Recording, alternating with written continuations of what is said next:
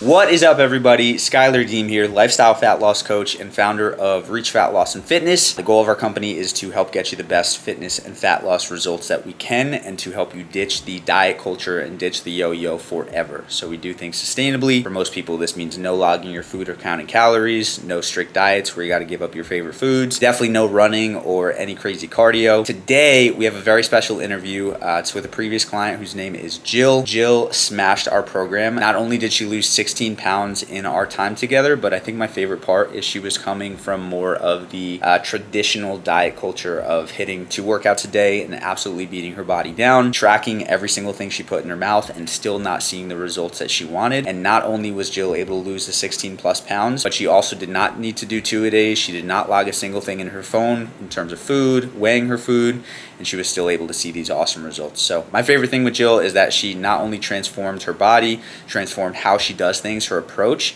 but she also changed how she felt about it. Going from someone who was really in a place of force and feeling the need to do these things to more in a routine of enjoying to do these things, which is the ultimate goal from a sustainability standpoint. So we'll get into the interview, but before that, if you are struggling with your fat loss efforts and you are looking for help, you're looking to ditch the diet culture, ditch the yo-yo, and finally hop on a sustainable plan that works, make sure you head down below this video. We've got complimentary 15-minute walkthrough sessions where we can take a look at your unique lifestyle and situation, and we can basically put together a roadmap to see how we can help you get the best results possible. So check that out below this video. But with that being said, let's get into the interview. All right, so today we have Miss Jill with us.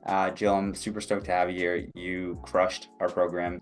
Not only were you 16 plus pounds down, but I think the cooler part was the lifestyle transformation. So if you could give us like a brief 101 on you, and then maybe just a quick background of where you were with your health and fitness before you started our program, that'd be an awesome start. Okay, well, yeah, I spent years trying to figure out every fad diet, every exercise program. It was like a full-time job for me. Tried all kinds of different approaches, and some of them worked until they don't work anymore. And then I had just hit a wall about 18 months ago where I was gaining weight and just seeking answers. And I began to, count macros and count my calories. And I had a chart, and I would work out, 2 to 3 times a day, and to the point where I was like timing myself running sprints, and then I would be hurt and couldn't move for 4 days. And then I do it all over again. And in the whole time I was still gaining weight. So I just had kind of hit this wall where I was like, what do I do? There's nothing left. I would go to the doctor and say something's wrong with me, and they'd say nothing's wrong with you. You just need to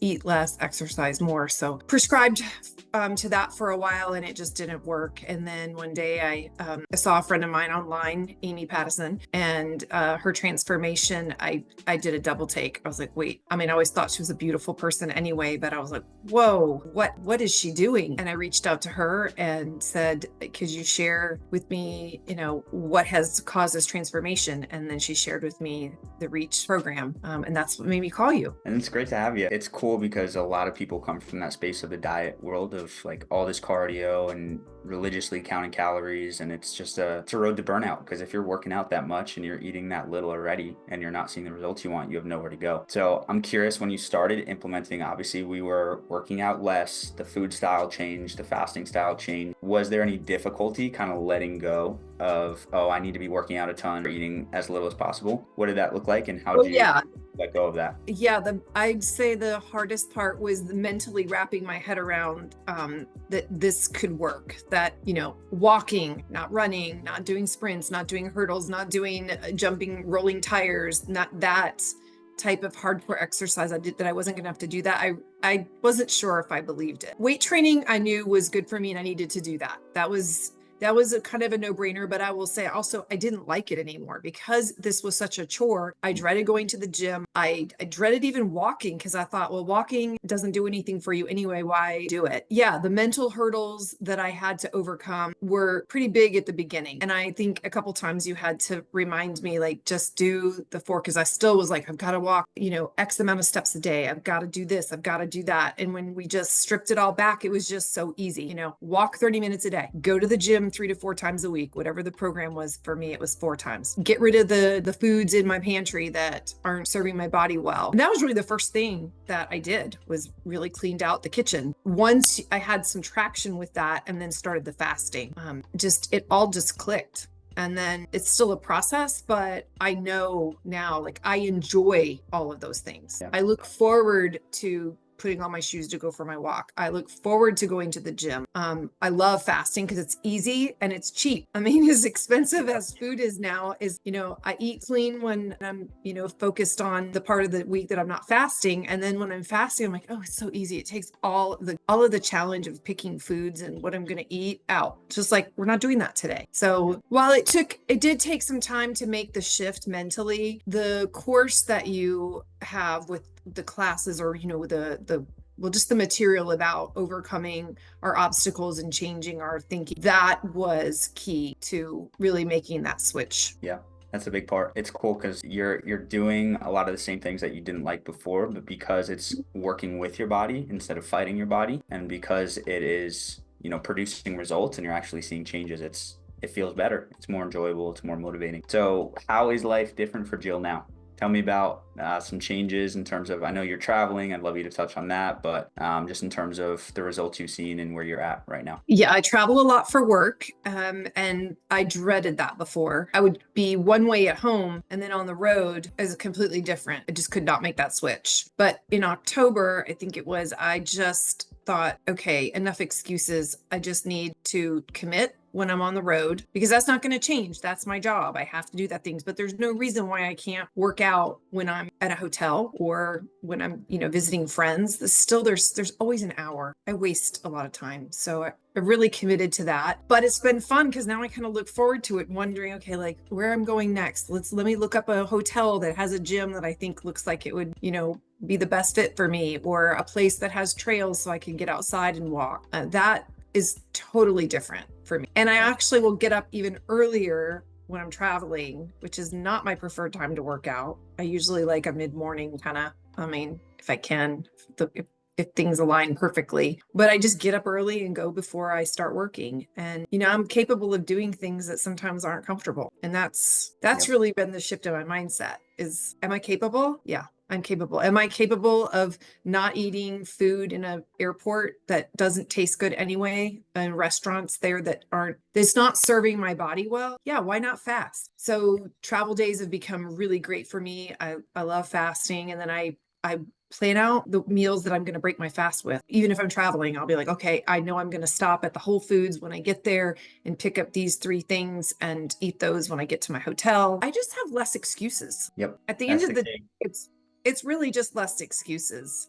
Yeah. And I catch myself every once in a while, but I'm like, no, it's really not an excuse. And it's the cool part of when you accept that, because you can also identify when it's not an excuse. And so like if you're traveling and you're forced to go out to dinner, like there's less stress around the food that you're eating. Because I know that was a sticking point for you too, of like getting extremely stressed when you weren't cooking. You've been good on that, yeah? Like you still feel good? I feel great, but I look up, I usually know where I'm going in advance, and I look up, the menu ahead of time, and I just basically come up with my plan. And there have been times when I haven't eaten, especially breakfast and lunch. Sometimes I'm fasting and I'll go, breakfast is the easiest one I find to skip for me if I'm with people, because a lot of people don't eat breakfast. So it's not weird. No one gets, a client doesn't say, well, why aren't you eating? I mean, not that it really matters what they think. It's just there's less to explain. I don't have breakfast. Oh, okay. But I love coffee. So I drink the coffee, they eat their food, and